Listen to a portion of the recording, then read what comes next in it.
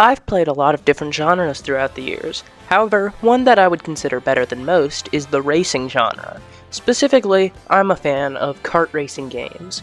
I've been playing them since I was 3 years old with Mario Kart Wii, and 2025 was a huge year for kart racers, as we got 3 amazing ones: Mario Kart World, Sonic Racing Crossworlds, and Kirby Air Riders.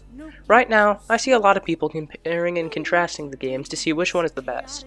However, I feel like it's hard to compare the 3 games, as they all go for different vibes. Mario Kart World is very experimental, going with an open world formula that's not been really attempted by most kart racers. It's mostly been reserved for simulation racers. Sonic Racing Crossworlds is a traditional take on arcade racing, while adding its own unique flair to make it stand out. And Kirby Air Riders is perhaps the most unique, with it adopting a unique control style and having a focus on more battle elements within its gameplay. So due to this, I thought I'd give an overview of each separately, and hopefully, by the end, you'll be convinced to try out all 3, because this is truly a generational 3-cake situation.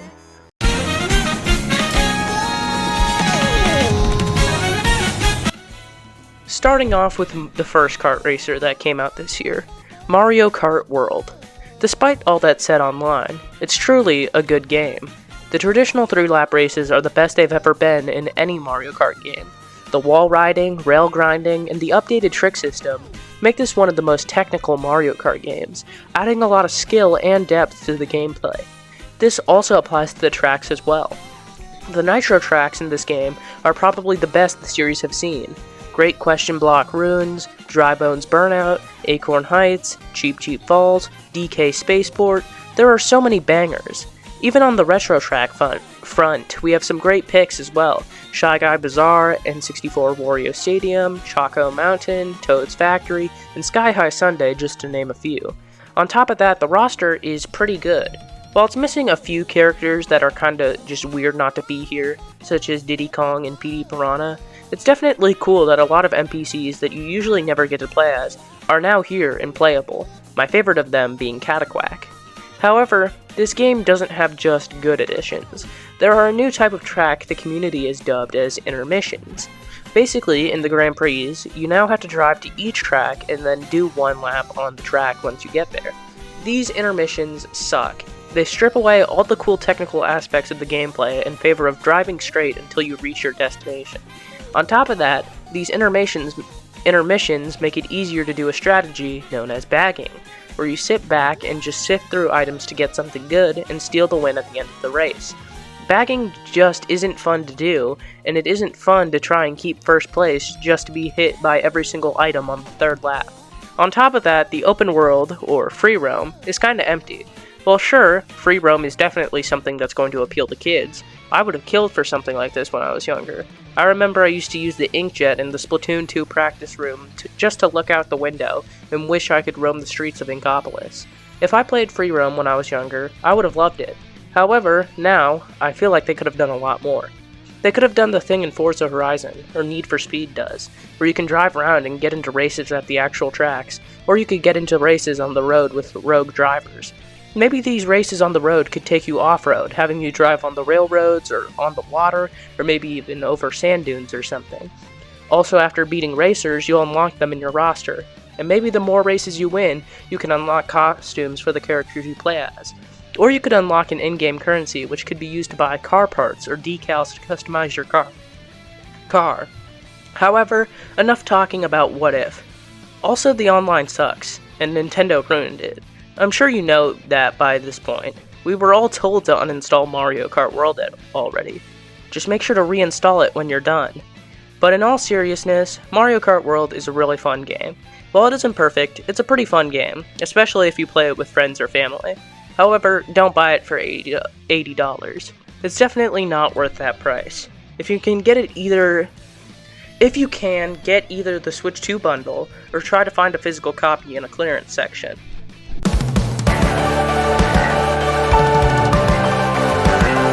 Sonic Racing Crossworlds is a game that I've talked about a lot at this point. However, I'll talk about it a ton because it's my favorite kart racer ever made. The gameplay is so fun. There's so many quality of life changes that make it feel so much better than other Mario Kart games. One of the best is drifting. In this game, drifting feels so good to do. One reason why is because you can change the direction you're drifting, but still hold your drift boost, which allows snaking to be really satisfying to do. On top of that, there's the gadget system, which allows you to change up your playstyle with numerous perks. Things like making your drifts or tricks faster, or starting the race with a monster truck, or having a spin drift that bumps away racers.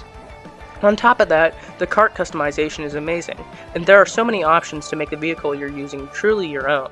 The roster is also amazing. You have all the Sonic characters you could ask for, plus a ton of amazing crossover characters.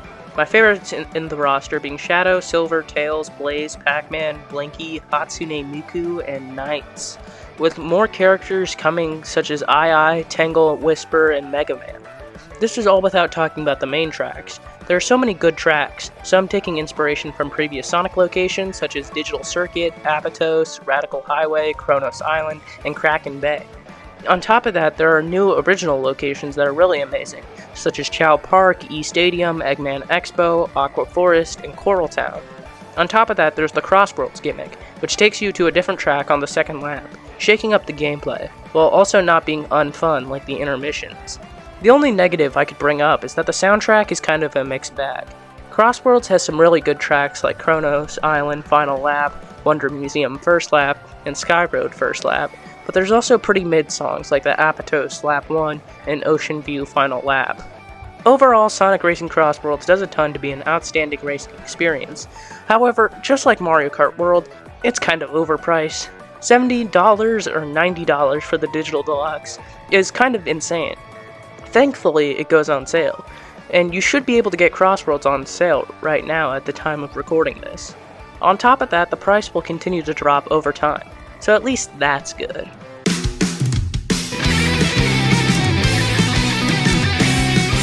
Lastly, we have Kirby Air Riders. This game is the most dramatically different from both Mario Kart World and Sonic Racing Crossworlds, so it takes a lot to get used to. However, once you get used to it, the game is pretty fun. There are 3 main modes: Air Ride, which is just normal races, Top Ride, which is air ride on a smaller scale and at a top-down perspective, and City Trial, which takes a lot more to describe. Let's start off by talking about Air Ride. Air Ride is fun, fast, and chaotic. When you're playing, you get to rush through many insane maps with multiple things pushing you forward constantly at high speeds, while also having copy abilities, which makes the racers insanely chaotic to deal with. This honestly could make for one of the best party games. The main problem with this mode is that not all the tracks are winners. Most of them are pretty good and have unique gimmicks, like Mount Amberfall, Waveflow Waters, but some of them... Get out! Then there's Top Ride. Originally I wrote this off because I initially thought it wasn't that fun. However, after playing it some more, I think it's kinda grown on me. While I still don't think it's as good as Air Ride or City Trial, it definitely does have some fun to be had, and can be really good for short bursts, since the tracks don't take that long to finish. Then, lastly, is the main claim to fame, City Trial. Honestly, it's pretty fun. Basically how it works is you get some time to traverse the map, Skya, in order to pick up upgrades for your machine. Once the time is up, you use those upgrades in a stadium, and from there, you compete in the stadium, and whoever wins the stadium wins it all. Honestly, the portion where you're picking up upgrades is really fun. Skya is a pretty expansive map, much more than I gave it credit for originally. However, I do think it either could have been a little bigger, or they could have added 1 or 2 more maps. Then the stadium, for the stadiums, I think they work for what they are. However, I do think it's a kind of anticlimactic way to end off the match. Still really fun though. Lastly, there's a mode that combines all 3 modes, called Road Trip. Originally, I thought that Road Trip was the best mode in the package. Now, I easily think it's the worst.